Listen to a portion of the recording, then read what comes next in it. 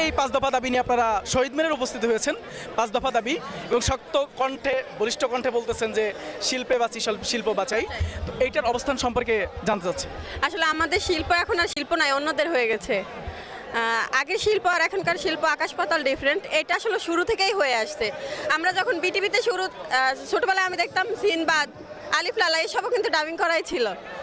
তো সেই সুবাদে এখন যারা নতুন নতুন চ্যানেল খুলে আসছে তারাও ডাবিং করা এগুলো চালাচ্ছে। এতে দেখা যায় আমাদের শিল্পীদের আগের যে মানটা ছিল ওইটা ঠিক আমরা কাজে লাগাতে পারছি না, আমরা আমাদের মতো করে কাজ করতে পারছি না। নানান চ্যানেল আছেন, চ্যানেলগুলোর নাম বলা যাবে না, যেহেতু আমি একজন আর্টিস্ট আমারই ক্ষতি হবে। তো উচিত না, আসলে আমাদের উচিত আমাদের দেশের মানুষের প্রতি টান রাখা, আমাদের কাজের প্রতি শ্রদ্ধা রাখা। আমরা যদি নিজের কাজের প্রতি শ্রদ্ধা না রাখতে পারি আমরা কিভাবে দেশে থাকবো?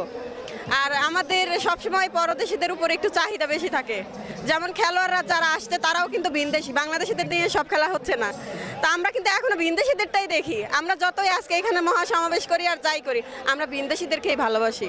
এটা হয়তো অনেক বড় বড় লোকজন যারা আসছে তারা ঢাকার চেষ্টা করবে। আমরা চিটাগাংয়ের সাপোর্টার, কেউ বরিশালের সাপোর্টার, মাদারীপুরের সাপোর্টার, মাঝখানে কিন্তু জুনায়েতই আছে।